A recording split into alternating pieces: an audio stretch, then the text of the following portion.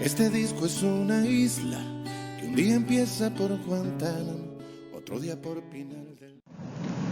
Buenos días a todos. Agradezco la posibilidad que nos ofrece el Comité Organizador y Científico del evento en compartir esta conferencia en la mañana de hoy, en el marco de la 8ª jornada conmemorativa de Ciencias Cardioquirúrgicas, doctor Ismael Alejo in memoriam. Han devenido 6 científicos del Servicio de Cirugía Cardiovascular, Anestesia y Perfusión de nuestra querida institución, que en esta ocasión en modalidad virtual, como lo impone la situación epidemiológica por la pandemia de COVID-19, que ha venido a cambiar el sistema de trabajo de muchas instituciones. Pretendemos acercarnos un poco al tema del proceso de la toma de decisiones y usar el uso de los mapas conceptuales para representar el mismo, con algunos ejemplos en el caso específico de la cirugía cardiovascular. Constantemente estamos tomando decisiones en la vida cotidiana. Tomar una decisión es sencillamente elegir una opción, una alternativa, seleccionar algo. Ello implica la identificación y selección de la acción adecuada para la solución de un problema específico.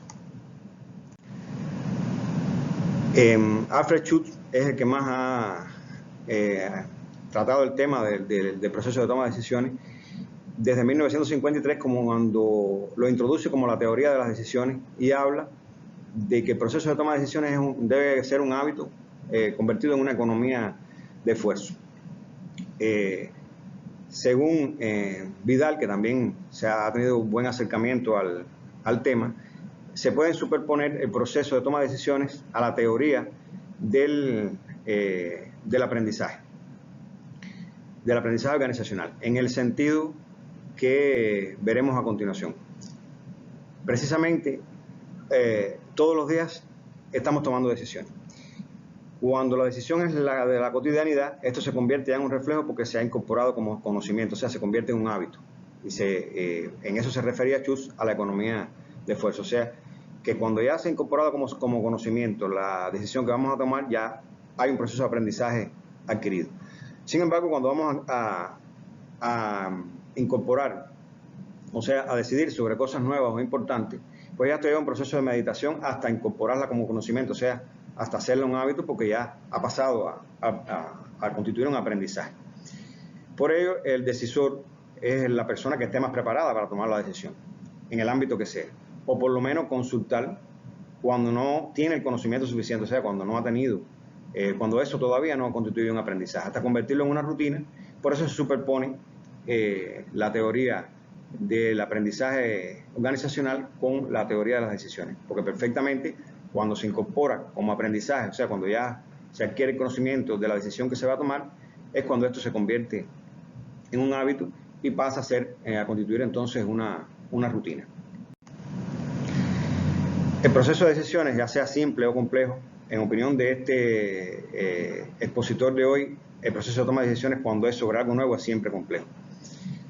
Ya cuando se incorpora como hábito puede pasar a ser simple entonces. Es una acción importante que comienza siempre con un plan mental y termina con la realización del acto correspondiente también según Alfred Schutz. Por tanto, esta primera etapa del plan mental implica el acto de pensar y la realización del acto correspondiente a ese proyecto plan mental una vez realizado, pues es consistente con la acción de ejecutar. Por eso se divide en 2 fases fundamentales: el proyecto o plan mental, que es la primera fase, y la realización del acto correspondiente como segunda fase. Esta primera fase o el proyecto o plan mental tiene varios componentes, como tener un propósito, una intención de que es necesario cambiar algo de lo que se está haciendo, un motivo, una definición del problema, o sea que tratando de solucionar algo vamos a mejorar lo que queremos mejorar, tener los medios, herramientas, conocer los métodos para llevarlo a cabo, y por supuesto tener el conocimiento, o por lo menos informarse, reunir una serie de datos y tener la experiencia para elegir la mejor alternativa. Eso sería lo ideal, tener la experiencia para elegir la mejor alternativa. Por tanto, esta primera fase implica que usted conoce que existe diferencia entre el estado actual de lo que usted va a resolver y el estado deseado. O sea, de cierto modo está usted teniendo una acción de predicción porque desea mejorar alguna condición del momento actual. La segunda fase es precisamente la realización del acto correspondiente, que puede ser la realización del proyecto que usted se trazó en el plan mental, o decidir detenerlo u omitir ese proyecto porque al tránsito del mismo se da cuenta que no va a resolver el problema, o sencillamente concluye como un acto mental. Referido este acápite, por ejemplo, a cuando se trata de una solución matemática, usted ya concluye con la fórmula o la solución matemática. Esta segunda fase implica cómo llegar al estado deseado, o sea, es la acción futura, es la acción futura. También superponiendo el proceso de toma de decisiones a la teoría del aprendizaje, pues se introduce una tercera fase, en mi opinión una fase bien importante, que es la fase de retroalimentación. Implica ya un mayor aprendizaje, porque usted aprende cuando pone en práctica la decisión de los errores cometidos, de que alguna experiencia fue muy costosa, o de que sencillamente todo fue muy bueno, o sea, los aciertos, buenas consecuencias del mismo. O sea, que usted puede desarrollar un juicio intuitivo que le permite corregir los errores de la toma de decisiones. O sea, que esto implica un aprendizaje y lleva implícito por sí la evaluación del proceso de toma de decisiones.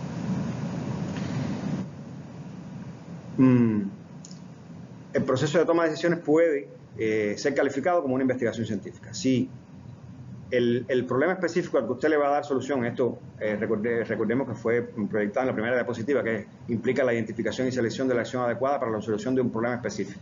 Si ese problema específico es un problema científico y la acción que usted va a llevar a cabo se lleva a cabo mediante el método científico, perfectamente el proceso de toma de decisiones es una investigación científica.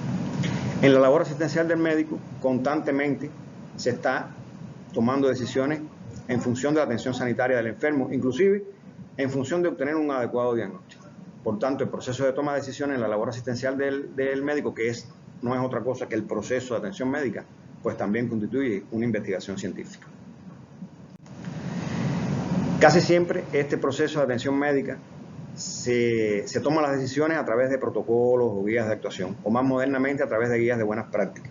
Las guías de buenas prácticas clínicas se introducen precisamente en el campo de los ensayos clínicos, aunque hoy se han extendido a todo el proceso de toma de decisiones según un documento de la Universidad de Oxford sobre guías de buenas prácticas clínicas. Una buena práctica se define como el conjunto de procedimientos en el ámbito comercial o profesional que se consideran correctos o más efectivos. En el caso del ámbito profesional, en medicina, pues serían las guías de buenas prácticas clínicas. Son las guías de buenas prácticas clínicas recomendaciones desarrolladas sistemáticamente para ayudar a los médicos y a los pacientes a decidir sobre la atención sanitaria más apropiada en circunstancias clínicas concretas y contribuyen a disminuir la variabilidad en la práctica clínica, o sea, dan uniformidad a la práctica clínica. Son documentos elaborados ya sea por iniciativa de organismos sanitarios, instituciones, que implican una amplia revisión y valoración crítica de la literatura médica sobre un problema sanitario concreto. Puede desarrollarse por los tres métodos que se ilustran en la tabla inferior: opinión de expertos, por el consenso o basado en la evidencia. El método basado en la evidencia, en la opinión modesta de este expositor, de este ponente, reúne de alguna manera los tres métodos. Es un método de mejor estructura, es un método mucho más formal y explícito, reproducible, con una metodología bien estructurada, de una metodología rigurosa, explícita, y elimina opiniones personales, elimina enfrentamientos entre los participantes como ocurre en el consenso, desavenencias entre algunos expertos, diversidad de criterios. Por tanto, el método basado en la evidencia es en el momento actual el preferido por muchos.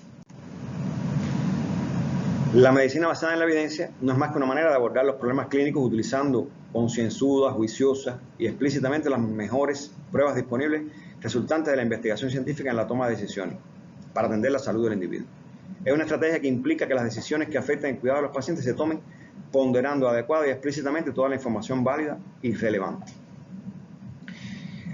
Comienza a hablarse de este tema al final de la década de los 80, en los 90 toma su auge. En Cuba se trata por primera vez en el año 2000, también en 2005 hay algunos artículos de las revistas de cirugía que tratan el tema, pero con mayor fuerza a partir del año 2011, como lo refiere Jiménez en su artículo sobre medicina basada en la evidencia. Esencialmente se apoya en 5 pilares. que las decisiones clínicas deben basarse en la mejor evidencia científica disponible, o sea que hay que tener conciencia de saber, de elegir cuál es la mejor evidencia científica. El interrogante clínico debe determinar el tipo de evidencia que debe buscarse, o sea que usted se basa en lo que usted desea conocer, o sea, la interrogante clínica se convierte en su pregunta científica y en las palabras claves que va a utilizar para buscar la información y la evidencia que necesita encontrar. Identificar la mejor evidencia implica usar razonamientos epidemiológicos y bioestadísticos. Esto es importante. Esto es importante porque usted obtiene la evidencia, revisa la evidencia, pero que por razonamientos epidemiológicos y bioestadísticos debe conocer la mejor evidencia disponible. Las conclusiones derivadas de la evidencia identificada y críticamente evaluada es útil, puesta en acción durante la toma de decisiones respecto al cuidado de la salud del individuo. Su rendimiento o performance debe ser constantemente revisado. Esto también es muy importante porque toda la evidencia debe ser críticamente evaluada y sobre todo constantemente revisada. Esto deja un capítulo abierto para las revisiones que deben hacerse sistemáticamente de cualquier basamento en la evidencia que se haga sobre cualquier temática en específico. Es un proceso que transforma los problemas clínicos en preguntas, como se había hablado anteriormente, de forma sistemática, localiza, recupera y utiliza los hallazgos de investigación más actuales como base para la toma de decisiones en clínica. Y consta de 4 pasos fundamentales. Elaborar la pregunta, la búsqueda de evidencia, evaluar con crítica e integrarla con la experiencia del equipo de trabajo, para al fin poder decidir. O sea que se superpone la medicina basada en la evidencia como proceso investigativo al proceso de toma de decisiones. Si vamos al proceso de toma de decisión, la primera fase, que era el proyecto o plan mental, pues prácticamente implica los mismos pasos. Tener un propósito, tener un motivo, contar con los métodos, con la evidencia, o sea, con los medios necesarios y al final usar su experiencia para poder decidir. Implica un uso consciente, explícito y juicioso de la mejor evidencia actual para tomar decisiones sobre el cuidado de pacientes individuales. Es importante que los buenos médicos utilizan tanto su experiencia clínica individual como la mejor evidencia externa, porque ninguna de las dos aisladamente es suficiente. Sin la experiencia clínica, la práctica médica corre el riesgo de ser tiranizada por la evidencia. O sea, usted pone en práctica la evidencia sin tener en cuenta la práctica de su equipo y esto pues, puede ir en detrimento del paciente. Y sin la mejor evidencia actual, también la práctica médica corre el riesgo de perder actualidad, también, por supuesto, en detrimento de los pacientes. O sea que ambas son importantes para dar una mejor atención a los pacientes, tanto la experiencia como la evidencia externa. La medicina basada en la evidencia tiene una metodología para su práctica correcta. Formular una pregunta precisa a partir del problema clínico del paciente, tratando de definirla de la manera más concreta posible para cortar la búsqueda. Llevar a cabo una estrategia de búsqueda accediendo a la información a través de libros publicados sobre el tema, bases de datos disponibles en Internet, analizar los criterios de selección de los estudios y pacientes. Existen guías de apreciación crítica que permiten al inexperto evaluar cada uno de los artículos para determinar su validez y utilidad, o sea, tanto cercanas a la realidad como aplicables en la clínica. Analizar los criterios de validación de los estudios seleccionados según la calidad metodológica. Esto se trataba en una de las diapositivas anteriores, como tener los conocimientos epidemiológicos necesarios para evaluar la validez de los estudios y también los conocimientos bioestadísticos necesarios para ello, para tener una calidad metodológica adecuada. Y por supuesto trasladar las conclusiones de la evaluación obtenida a la práctica clínica en la decisión que vamos a tomar. Y esta medicina basada en la evidencia tiene sus niveles de evidencia de acuerdo a la fuerza que tenga la evidencia, desde adecuada hasta pobre. Por supuesto, la evidencia más adecuada es la que procede de diseños de metaanálisis de ensayos controlados y aleatorizados, de ensayos controlados y aleatorizados con muestras grandes.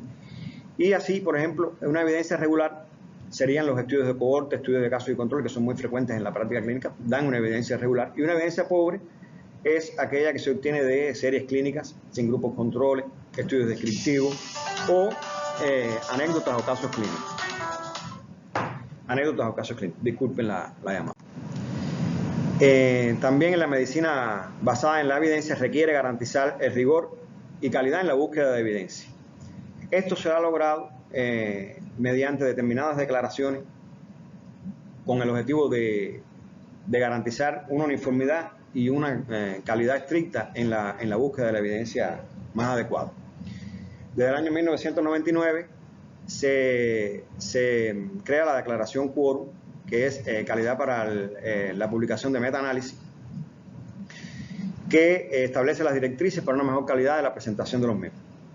Esta declaración quórum se mejora en el año 2009, o sea, 10 años después, con la declaración PRISMA, por sus siglas en inglés, que son los ítems de referencia para la publicación de revisiones sistemáticas y metaanálisis, que no es más que una actualización y ampliación de la declaración quórum, que consiste en una lista de comprobación estructurada en 27 ítems, sigue la estructura básica de un artículo científico y propone la utilización de un diagrama de flujo para ilustrar el proceso de la revisión, o sea, un diagrama de flujo que ilustra la información, la información del proceso de revisión que usted llevó a cabo. No es más que una actualización de la quórum, pero que es más precisa metodológicamente, que sobre todo implica estructurar como un artículo científico y ayuda a los autores a una revisión sistemática con o sin metaanálisis. Esto es tomado de los artículos de Urrutia y colaboradores, de Moder y colaboradores, de Monaga y colaboradores. Asumir la declaración PRISMA tiene doble significado. En primer lugar, reconocer que las revisiones sistemáticas son una pieza clave de la información científica para la toma de decisiones, tanto clínicas como sanitarias, y admitir que las revisiones sistemáticas son un modelo de investigación formal de especial utilidad, dada su eficiencia para obtener respuestas válidas y reducir el grado de incertidumbre acerca de los efectos de los tratamientos. Esto se hace con el objetivo de garantizar la calidad y el rigor de este tipo de investigación. La revisión sistemática no es más que una metodología formal y explícita para localizar, integrar, seleccionar, sintetizar, analizar, interpretar y transmitir los resultados de las investigaciones sobre la atención sanitaria. Los autores localizan toda la evidencia científica disponible dentro de los límites de lo posible, preferentemente, por supuesto, ensayos randomizados, controlados, y se sintetiza empleando técnicas de metaanálisis, como se había mencionado, en formatos similares de los artículos científicos tradicionales. Sin embargo, el metaanálisis es una técnica estadística que resulta de combinar los resultados de varios estudios en uno único estimado. Por tanto, el proceso de toma de decisiones en medicina, que se hace mediante guías o protocolos de actuación por el método de la medicina basada en la evidencia, conforma guías de buenas prácticas clínicas asumiendo la declaración PRISMA. Esto resume hasta aquí. Ahora, cualquier guía de buenas prácticas clínicas que se desarrolle en la actualidad, a modo de opinión personal, debe incluir elementos de todos los paradigmas conceptuales que ha tenido la medicina a lo largo de su evolución.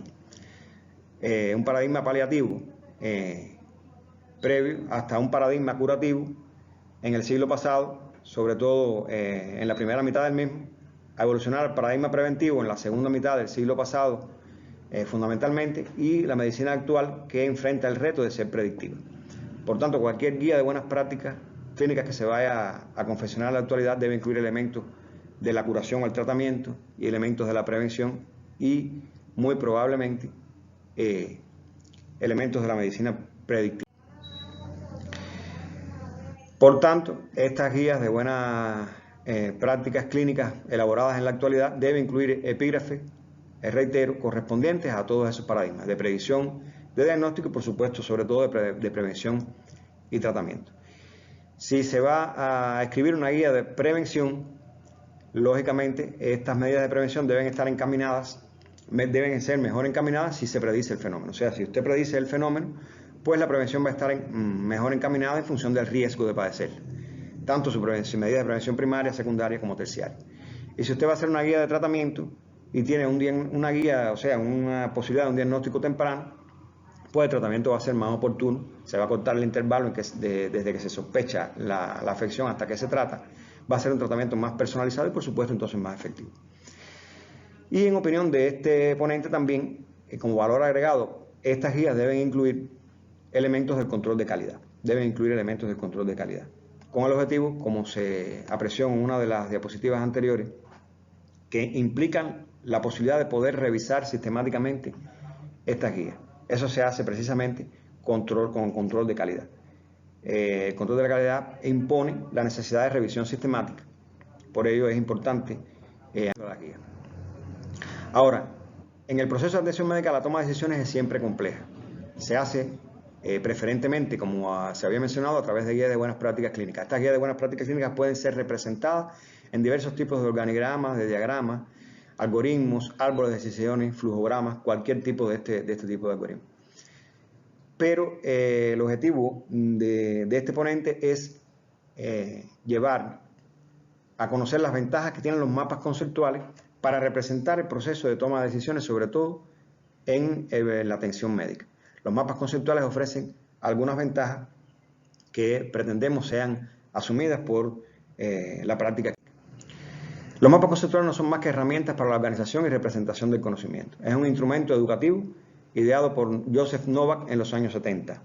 O sea que es un instrumento que no es nuevo, pero que surge sobre todo para ser usado en la docencia. Pero es muy útil, como se tratará de ilustrar más adelante, para representar el proceso de toma de decisiones. No es más que una técnica, un método, recurso esquemático para representar un conjunto de significados conceptuales incluidos en una estructura de proposiciones que tiene por objeto representar las relaciones significativas y jerárquicas entre conceptos y el conocimiento previo del sujeto. Incluye conceptos, palabras de enlace, proposiciones, líneas de guión. Existen varios tipos de mapas conceptuales. Los que se ilustran a continuación son los mapas de desarrollo, que son los más utilizados, aunque existen diversos tipos como el jerárquico, el de orden cronológico, otros de organigrama, los sistemáticos, que son muy similares a los de desarrollo, los de mandala, que tienen mucha popularidad en algunos ámbitos de la vida. Esto es un ejemplo de mapa conceptual muy sencillo de cómo confeccionarlo. Otro ejemplo de mapa conceptual sistemático, tipo araña o spider. En conclusión, los mapas conceptuales se crearon para facilitar el proceso de aprendizaje. Son usados en la enseñanza a cualquier nivel. Ayudan a profesores y alumnos en el proceso docente educativo. Permiten ubicar todos los conceptos. Permiten las decisiones multicriterios y no requiere memorizar simbología, como es el caso de algunos tipos de flujogramas donde el triángulo representa determinada, ese símbolo representa determinada actuación, el rectángulo otro y así. Entonces, ¿por qué no usar los mapas conceptuales para representar el proceso de toma de decisiones en medicina? Si el resto de los diagramas que representan la toma de decisiones en forma de guías o protocolos no permiten inclusión de conceptos, no contemplan las decisiones multicriterios, se hace compleja a veces memorizar sus símbolos y no permiten explicaciones de ninguna de las cosas que usted representa. El mapa conceptual permite todas estas cuestiones y por tanto son esas precisamente sus ventajas. Para ejemplificar algunos de estos mapas conceptuales en cirugía cardiovascular que representan la toma de decisiones, lo ilustramos en la mediastinitis postoperatoria, que son los que están confeccionados. Se realizaron a través de una aplicación informática que es el CIMAP Tool versión 6.03.01 del Instituto para el Conocimiento de las Máquinas y los Humanos de Washington, Estados Unidos. Esta es una aplicación que se descarga muy fácilmente, que incluso existen videos tutoriales que permiten aprender a utilizarlo y son muy sencillos. Este es el primer mapa de mediastinitis, que es un mapa general de conceptualización, permite conceptualizar qué cosa es la mediastinitis, cómo se define, dónde se localiza, cuáles son sus criterios y cómo se elaboran las guías de predicción, de diagnóstico, de prevención y de control para la mediastinitis postoperatoria en el centro que nos ocupa. El segundo mapa es el mapa de predicción, que es la guía de predicción. ¿Cuáles son los predictores según el análisis bivariado? ¿Cuáles son los predictores según un modelo predictivo que surge del análisis multivariado? La confección de una escala pronóstica llamada PredicMed y sus dos estratos de riesgo, no alto y alto, de acuerdo al puntaje obtenido. Una guía de diagnóstico que divide los elementos de la mediastinitis postoperatoria en mayores y menores por un análisis multivariado de conglomerado y también por el criterio de experto, y la conformación de 4 patrones de diagnóstico probables combinados con el riesgo.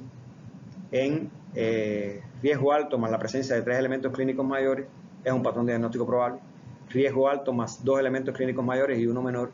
Riesgo no alto más 5 elementos clínicos mayores, o riesgo no alto más 4 elementos clínicos mayores y 2 menores. También permite la inclusión del concepto de esternón vulnerable con todos sus componentes. O sea que este es un ejemplo de mapa conceptual de desarrollo complejo que permite la inclusión de conceptos, de definiciones bien importantes. La guía de prevención, que involucra las clases de recomendaciones para la prevención preoperatoria, intraoperatoria, postoperatoria, y la no enmarcada en ningún periodo, que es aquella referente a actuar sobre quirófanos, unidades de terapia intensiva, mobiliario, instrumental, esterilización y demás. Y la guía de tratamiento o de control, donde también se clasifican las recomendaciones. Esta guía representa, tanto la anterior como esta, es con nivel de evidencia C, porque es propia de nuestro hospital cardiocentro Ernesto Guevara. De cómo obtener el control mediante la reducción del intervalo sospecha de reintervención, las ventajas que ofrece una reintervención precoz, cuáles son todas sus utilidades, y las recomendaciones clase 1 y 2A y 2B, así como las contraindicaciones de cada uno de los procedimientos terapéuticos para el control de la mediastinitis postoperatoria, tanto los cerrados, como los abiertos, como los parcialmente abiertos, como los reconstructivos, algunos de ellos también obtenidos de la investigación científica del equipo de investigación de cirugía, anestesia y perfusión de nuestro querido cardiocentro.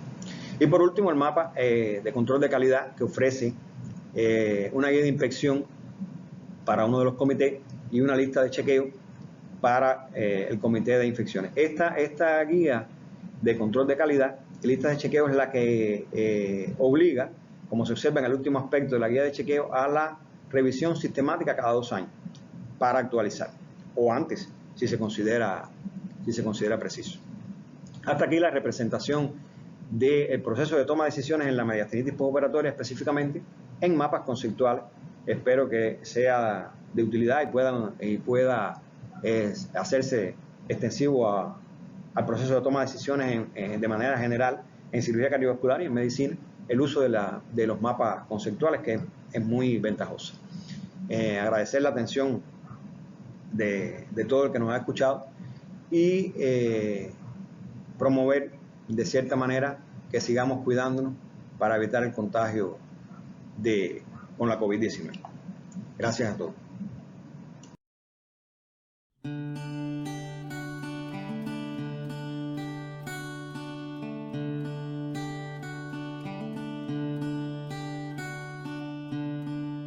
Este disco es una isla que un día empieza por Guantánamo, otro día por Pinal del